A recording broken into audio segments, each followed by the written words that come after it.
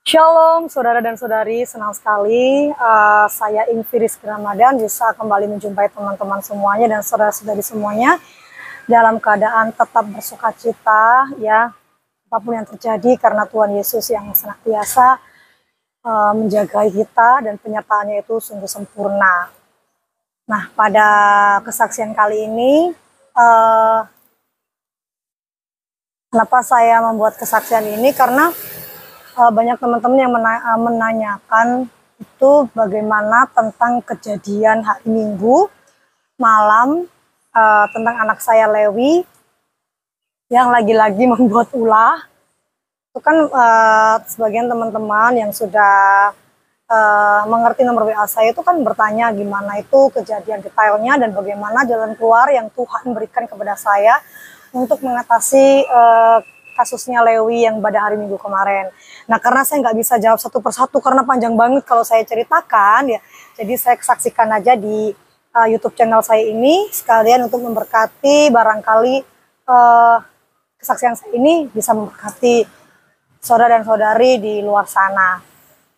Jadi pada hari Minggu setelah selesai ibadah itu kan siang itu sampai sore saya di rumah. Seperti biasa memang Lewi kan sudah tidak pernah mau lagi diajak untuk beribadah, tidak mau dibaptis. Nah, karena kan seperti yang saya sudah utarakan di video saya yang sebelumnya bahwa anak saya ini sudah memilih untuk tidak mengikut Tuhan Yesus, artinya tidak percaya dengan Tuhan Yesus.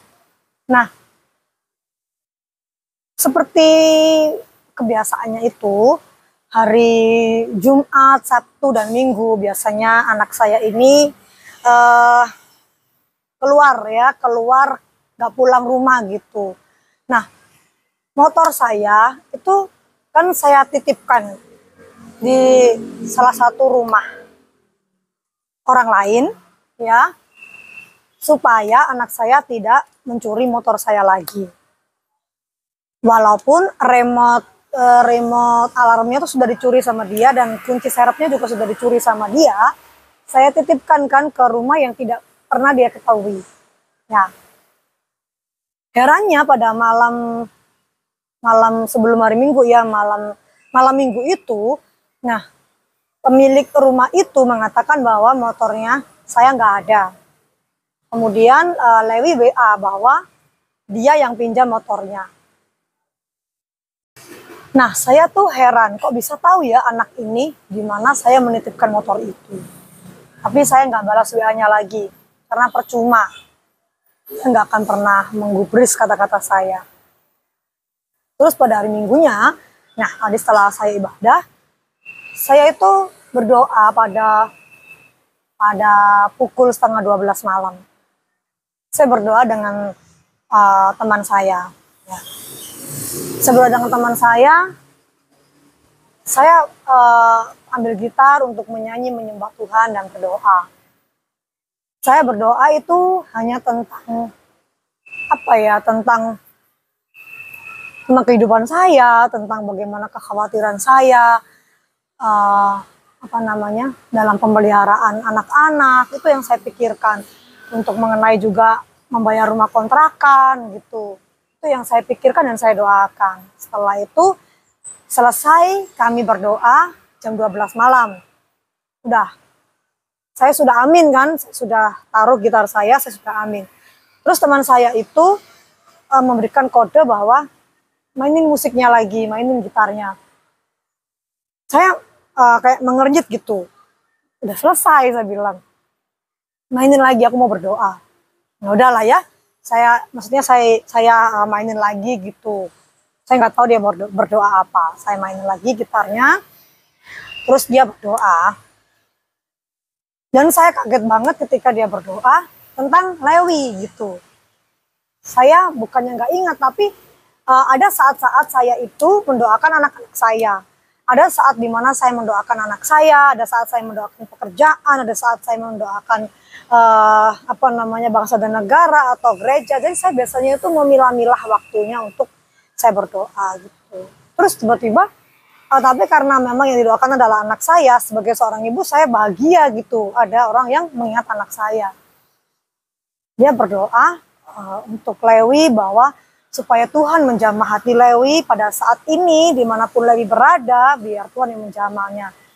Sebagai seorang ibu juga, saya juga ikut akhirnya untuk mendoakan Lewi bahwa di dalam nama Yesus pada jam ini, saya nggak ngerti di mana Lewi berada, tapi saya percaya bahwa Tuhan yang menjaga Lewi. Tuhan, saya minta tolong Tuhan bahwa dimanapun Lewi berada, biarkan Tuhan yang menjagainya. Karena hanya itu yang saya bisa, karena saya nggak ngerti keberadaan Lewi, dan Lewi nggak pernah menjawab ketika ditanya. Udah selesai sampai jam 12 lebih 20. 10 menit kemudian kita membaca firman Tuhan. Pas setengah 1 malam ya, teman saya pulang gitu pulang. Setelah teman saya pulang, kemudian saya mau tidur kan. Nah, saya tuh tiba-tiba seperti kepengen lihat HP saya gitu. Apakah ada notifikasi? Ya walaupun mana ada sih malam-malam orang WA ya kan. Ternyata ada yang WA saya, yaitu Lewi anak saya. Saya buka, dia bilang, "Ma, sepedanya di polsek, di PT, titik-titik mestinya di PT suatu PT yang ada di kota Gresik ya, di Bambe, Gresik." Langsung saya tuh kayak, hati saya tuh deg gitu kan. Ya, terus langsung saya bingung banget saya. Saya panggil tuh teman saya lagi. Saya bingung kan, saya udah bingung gitu loh. Apa gitu. Oh Lewi, loh kenapa Lewi? Aduh gimana ini? Terus kebetulan juga salah satu adik saya itu tidur di situ gitu. Saya langsung bangunin dia. Lewi, motornya masalah lagi, ketangkep lagi, nggak tahu kenapa kan. Saya udah bingung ya, kapan hari kan anak saya sudah kabar-kabar tuh selalu yang pertama jam 12 malam juga anak saya kecelakaan, kakinya putus. Terus malam-malam juga yang kedua itu ditangkep polsek, katanya balapan liar. Yang ketiga ini nggak tahu apa, dia nggak menjelaskan, tapi dia menjelaskan bahwa motornya nggak ada gitu, ada di satu PT itu. Dan saya pikirkan Lewinya kemana dan motornya kenapa gitu. Dan saya sudah selalu bilang sama Lewi, kamu jangan pernah mencuri motor ini, kalau motor ini nggak ada, mama nggak bisa kerja, dan kalau mama nggak bisa kerja, maka seisi rumah pun tidak bisa terpelihara. Dan kejadian itu yang saya takutkan itu terjadi gitu ya. Kemudian saya langsung menuju PT yang dimaksudkan sama Lewi pada malam itu juga, setengah 1 malam ya. Jaraknya mungkin kalau naik motor dari rumah saya itu sekitar 45 menit ya, 45 menit kali malam itu. Terus saya langsung ke PT itu, ke Polsek Bambe, nggak ada ternyata Polsek Bambe. Ya udah, saya langsung ke PT yang dimaksudkan itu. Ternyata PT itu adalah jasa pengangkutan barang-barang. Jadi dia adalah jasa transportasi yang mengangkut gitu. Jadi trailernya gede-gede, truknya gede-gede. Saya langsung bingung, kok trailer? Saya bingung gitu loh. Apa anak saya ketubruk truk? Apa anak saya ketubruk trailer? Terus di mana anak saya? Motor saya gimana? Saya bingung ya. Terus Pak, saya nggak ngerti Pak. Anak saya memberikan saya clue tentang demikian. Oh itu anaknya ibu. Iya Pak. Kenapa Pak? Saya bilang. Jadi gini Bu, ini motor ibu di sini saya sita untuk barang bukti ke bos saya. Ya kenapa Pak? Anak saya di mana? Anaknya ibu kabur. Anak saya kabur. Memang anak saya ngapain Pak? Anak saya jatuh, anak saya kecelakaan, anak saya mencuri. Enggak. Jadi saya itu kan supir ya. Ada kenek juga. Nah, saya itu nggak tidur Mbak 24 jam Mbak. Saya mengendarai trailer ini tuh sudah 24 jam. Saya nggak tidur. Nah, untungnya trailer ini lagi nggak ada muatan. Saya lagi menggeret, bahasa Indonesianya menggeret. Ini kan kayak tali tampar ini ya. Jadi kayak ya, bingung saya bahasa Indonesianya. Membawa trailer lain yang sedang rusak gitu loh. Menderek ya, menderek gitu, red gitu. Nah, trailer ini yang rusak juga supirnya ada di dalam situ. Nah, kemudian saya itu sudah mau sudah mau pelan-pelan gitu. Saya kan pelan-pelan gitu. Untungnya saya tuh pelan-pelan. Tiba-tiba anaknya ibu itu berdiri gitu. Berdiri di depan trailer saya. Ya ampun, jaraknya cuman segini gitu ya. Jaraknya cuman 2 jengkal gini. Itu saya langsung injak rem. Saya langsung injak rem gitu kan. Hampir saja itu ya. Kalau misalkan saya sudah nggak kelihatan lagi mata saya mbak ya. Dan kalau misalkan ini trailer saya ada muatan, meskipun saya rem juga, itu nggak akan pernah nututin mbak. Untuk menghindari anaknya mbak. Pasti anaknya ibu akan kelindas sama ban trailer saya. Itu jantung saya langsung seakan-akan berhenti. Terus saya bilang, apa motivasi anak saya pak? Ya, saya nggak tahu mbak. Dia habis menghadang trailer saya. Ketika yang saya derek tadi kan saya cit gitu kan. Nah, yang saya derek itu kan langsung menabrak. Ini kan belakangnya truk ya. Ini kan begini kan. Jadi kan ngeng gini ya. Ini yang belakang ini langsung menabrak kan. Bak gitu. Nah, ketika bunyinya tuh kenceng banget bak gitu. Tuh anaknya ibu dan gerombolannya tuh langsung lari kabur dan motornya digeletakin di tengah jalan. Akhirnya motornya ibu saya bawa untuk barang bukti gitu. Terus saya pertama memang lega ya karena anak saya tidak mengapa.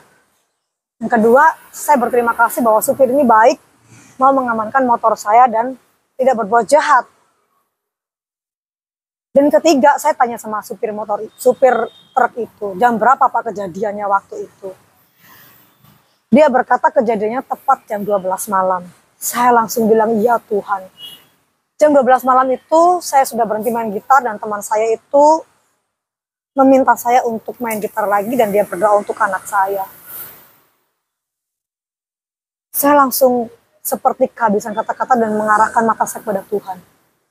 Engkau mengingatkan orang lain untuk berdoa untuk anak saya dan Engkau yang mengirimkan malaikatmu untuk menjaga anak saya sehingga anak saya masih selamat. Dan setelah itu saya supporter itu bilang bahwa kenapa saya nggak bisa mbak memberikan kunci motor ini karena nanti saya akan diminta ganti rugi sama bos saya sedangkan saya nggak salah. Jadi nanti biar ibu yang bertanggung jawab dan minta maaf sama bos saya. Saya lihat kerusakannya yang depan sama yang belakang. Saya diem, dari mana saya Tuhan untuk menanggung semua ini Tuhan, dari mana saya.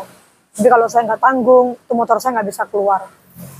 Tapi mbak pulang dulu aja, besok pagi datang ke sini. Terus saya pulang kan, singkat cerita saya pulang dari rumah jam 2:30. Saya nggak bisa tidur, saya masih memikirkan semuanya sampai saya memaksakan diri untuk tidur jam 3 malam dan saya bangun jam 6 pagi. Kemudian saya bangun, terus saya pergi ke kantor. Saya menceritakan itu kepada teman saya dan kepada atasan saya dengan meminta izin bahwa saya setelah keliling siang dan saya nggak bisa balik kantor. Tapi kemudian waktu itu kan closing ya, maksudnya saya kan sales. Jadi pada tanggal-tanggal ini itu kita sedang kejar target dan target saya itu harus harus tercapai. Dalam hati saya memang ada kecewa karena mengapa? Karena mengapa saya tidak dimengerti? Kenapa saya merasa saya tidak dimengerti? Saya sedang ada masalah, bagaimana saya harus memikirkan target. Dan anak saya kabur, nggak tahu di mana. Dan saya suruh pulang, dia nggak mau. Tapi karena saya memang bekerja, ya saya tetap harus profesional. Dengan mata yang tidak tidur, ya tidur cuma 3 jam. Pikiran dan hati yang begitu lelah, saya bekerja, saya mencari omset. Saya minta tolong sama para purchasing untuk membuatkan saya order supaya saya bisa mencapai target. Puji Tuhannya, mereka itu dipakai Tuhan luar biasa untuk memberkati saya. Dan pada hari itu juga target saya itu tertutup. Saya tuh riwa-riwi ya, area saya Sidoarjo dan tempat gudang itu di Gresik. Jadi saya ke Sidoarjo, kemudian saya menemui orang di Gresik itu pengurusnya. Pengurusnya truk itu bilang saya nggak bisa memutuskan apapun, ibu harus ketemu sama ownernya. Nanti ibu saya hubungin ya bu ya kalau ownernya sudah bisa ketemu. Akhirnya dari Gresik saya kembali ke Sidoarjo. Sangat capek ya, sangat capek. Saya keliling lagi karena saya kerja harus pakai ada laporan, foto, dan juga GPS dan segala macam. Saya harus bertanggung jawab atas pekerjaan saya. Kemudian saya telepon orangnya jam makan siang, gak ada kabar. Akhirnya saya kembali lagi ke Gresik. Saya temui lagi, akhirnya ada bosnya, saya memaksa untuk masuk dan berbicara.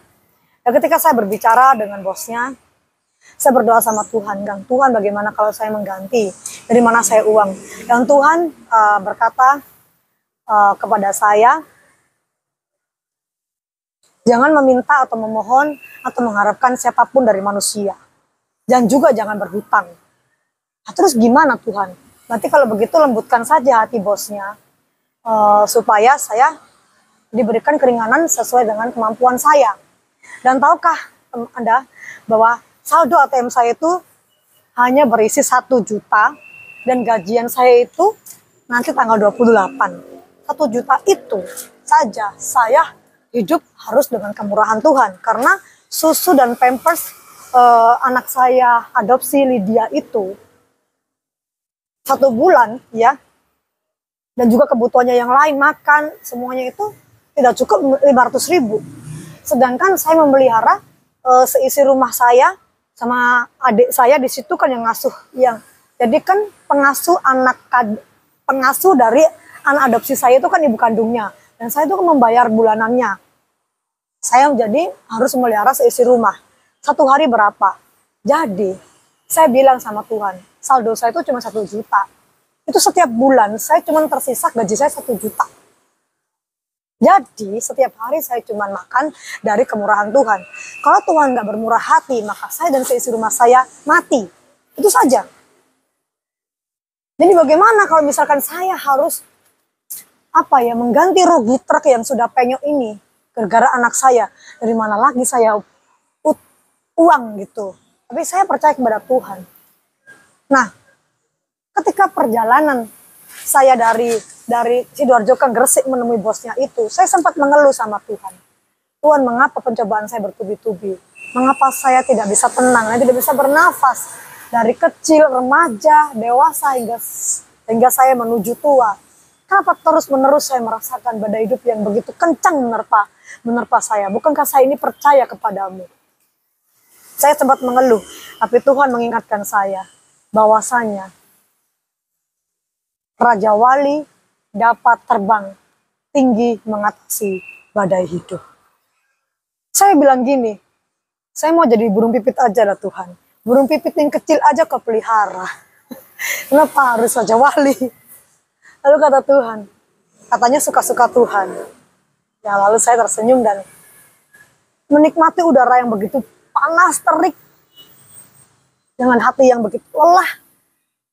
Dalam hati saya kalau ketemu sama Lewi, tak hajar kamu beneran. Beneran, tak hajar pakai helm kepalamu, beneran. Saya udah begitu marah gitu ya. Kemudian singkat cerita saya sudah ketemu sama bosnya. Dan Tuhan kan bilang kamu gak boleh berhutang dan gak boleh minta siapapun uang untuk masalah ini. Jadi saya berpikir bahwa pasti bosnya itu anak Tuhan yang ramah, yang baik, yang mengerti keadaan saya gitu ya. Ternyata ketika saya temuin, yang saya terima adalah caci maki, hinaan, dan kata-kata yang merendahkan. Dimana intinya bahwa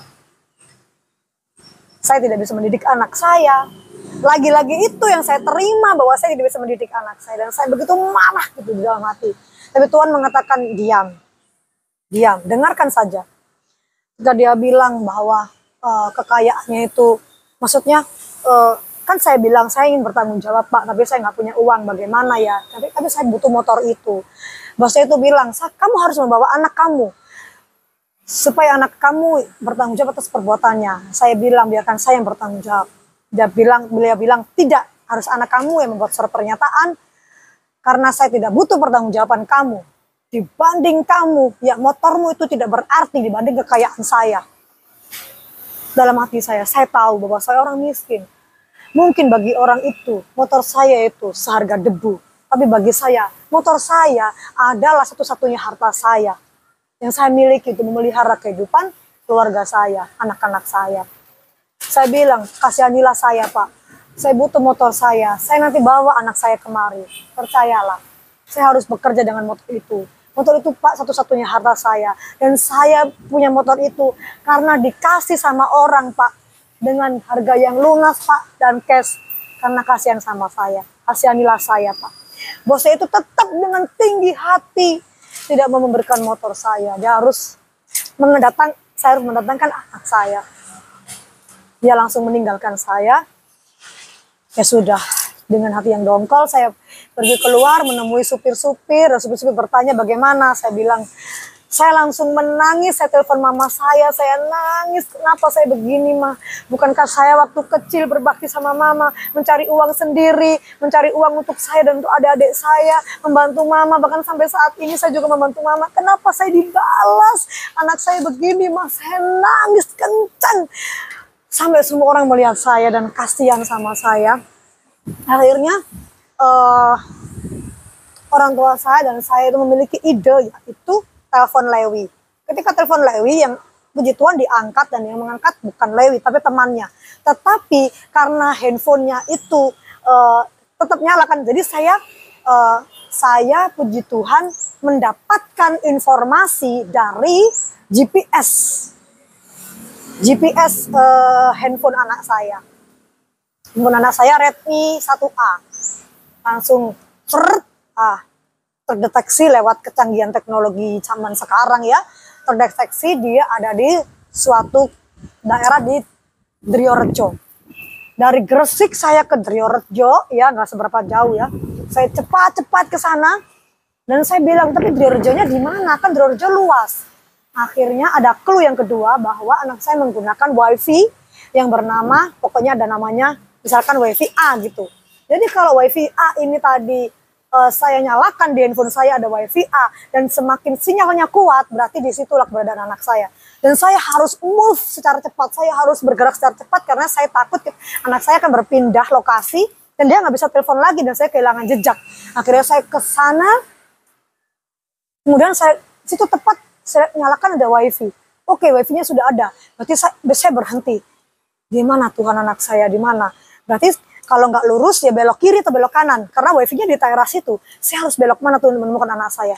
Lah kok ya?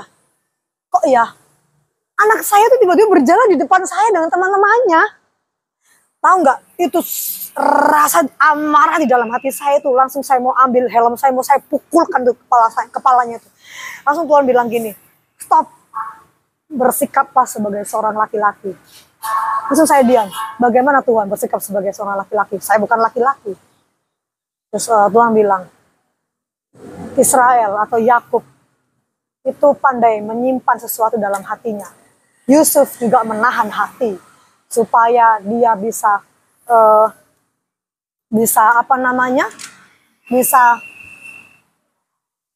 terencana dengan baik gitu ya. Yusuf menahan hatinya ketika dia bertemu dengan Benyamin ya. Demikian kamu, tahanlah hatimu. Oke, saya langsung mules. Saya tuh kalau menahan emosi itu perut saya tuh mules gitu. Terus perut saya mules, saya bilang, sini kamu, dia bilang. Jadi saya lihat anak saya itu pakai topi, pakai kemeja hitam, kayak sarung dia. Karena dia habis sholat. Dia habis sholat sama teman-temannya. Dia bilang nggak mau. Terus saya bilang, naik motor. Ayo kita selesaikan urusan yang sudah kamu buat, harus tanggung jawab di sana. Mama cuma butuh tanggung jawabmu, yaitu surat pernyataan dan tanda tanganmu bahwa kamu mengaku bersalah dan tidak mengulangi lagi. Enggak, Ma, bukan aku yang salah. Salah atau nggak salah, kamu naik dulu dan kamu tanda tangan. Enggak, aku takut. Selama ada mama, tidak ada orang yang bisa menyakitimu. Mama janji, naik. Gitu kan. Saya tatap matanya, saya bilang, naik. Langsung dia naik. Aku ganti celana dulu, nggak usah ganti pakai sarung, nggak apa-apa, ayo. Jadi saya ke sana, perjalanan saya dari Orojo ke Gresik itu, Tuhan menyuruh saya untuk menginjil Lewi. Saya bilang, Lewi, kamu tahu nggak? Kamu sudah menghadang trailer itu cuma jarak 2 kil. Dan kalau misalkan supir itu matanya ngantuk atau gelap mata, kamu dilindas truk. Kamu tahu bahwa kamu ketika kakimu putus, hanya jari kaki ini loh, jari kaki kelingking ini putus. Mama rela mau mencarikan kamu uang 30 juta supaya selamat jari kakimu. Mengapa kamu malah menghadangkan tubuhmu di trailer itu? Dia bilang gini, supirnya aja yang baper. Duh, kok supirnya yang baper? Iyalah, coba kalau dia jadi kita, gimana perasaan kita? Lah, kan kamu yang salah. Langsung dia bilang, kita kan hanya pengen bikin konten. Oh, jadi ada konten viral gitu, remaja yang menghadang truk. Tapi kamu bikin konten, mana videonya? Langsung dia tanya, langsung dia takut. Enggak kok, enggak. Itu kok, teman-temanku kepengen gandol, biar pulang. Langsung saya bilang gini, Lewi ya, kejadian itu tepat pukul 12 malam. Dan saat itulah kami berdoa buat kamu. Kamu tahu, jika bukan tangan Tuhan itu 2 trailer, 2 trailer, misalkan itu brak kamu kelindas. Ya kalau kamu langsung mati, kalau kamu cacat seumur hidup, itu kalau bukan tangan Tuhan yang menahan trailer itu, kamu tidak akan pernah selamat. Dan tepat saat itulah mama dan teman mama berdoa buat kamu. Bahkan di saat kamu menyembah Allah lain pun, Tuhan Yesus menjagamu. Tuhan mama menjagamu. Karena doa dapat menahan segala sesuatu. Kamu tahu, dia diem, sepertinya dia menitikkan air mata sih. Sepertinya ya, nggak tahu, pokoknya tangannya gini gitu. Jadi bertobatlah Lewi. Sudah berapa kali kamu diselamatkan Tuhan dari maut. Dan Tuhan memiliki rencana yang indah buat kamu. Dia diem. Kemudian sampailah kita ke gudangnya dan dia membuat surat pernyataan. Kemudian saya tanya sama bosnya berapa saya harus bertanggung jawab. Dan karena bosnya tadi sudah marah-marah gitu ya, seperti ada penghinaan gitu ya. Karena saya diam saja ketika saya dihina, akhirnya bosnya bilang, saya tidak butuh uang kamu, bawa saja motor kamu.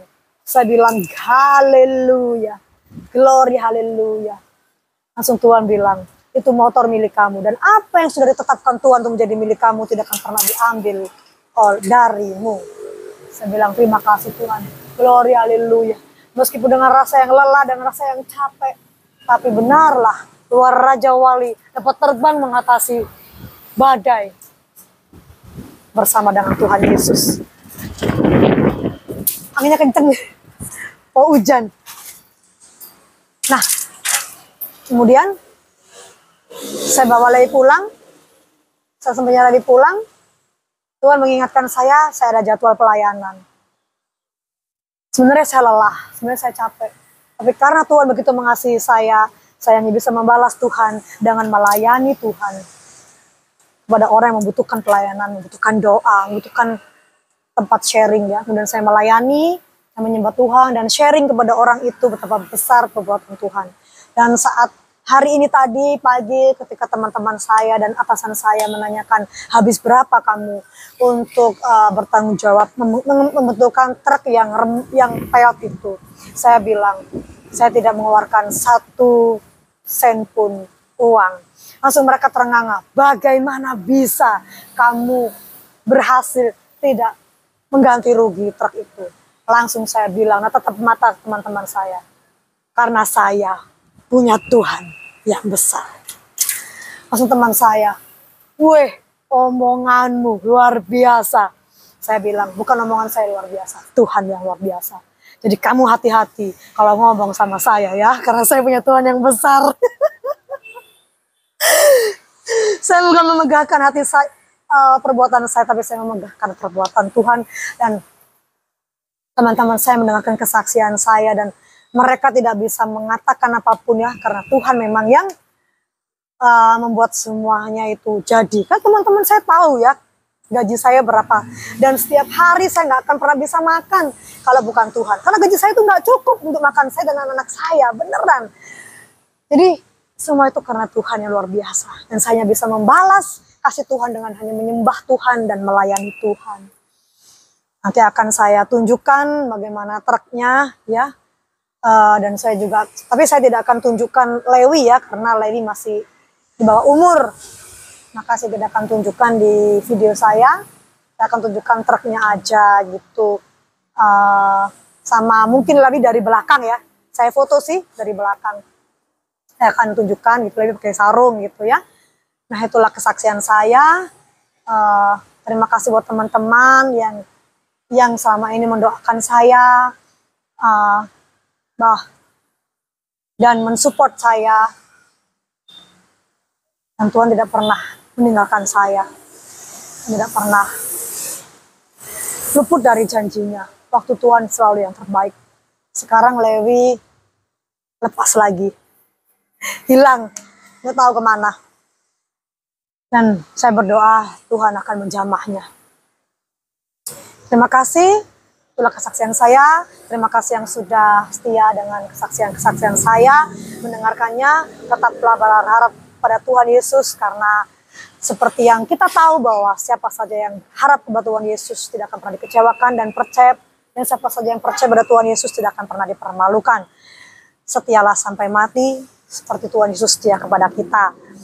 Shalom, sampai jumpa di kesaksian-kesaksian saya berikutnya. Tuhan Yesus memberkati.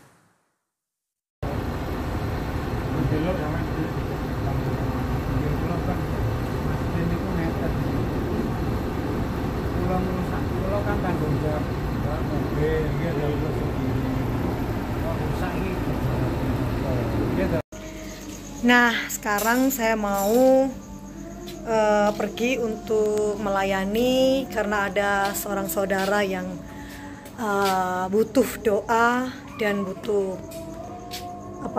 saudara untuk saling menguatkan. Jadi meskipun saya lagi banyak masalah, tapi saya percaya bahwa melayani tidak tergantung dari masalah kita ya. Kita berangkat dulu. Sampai jumpa.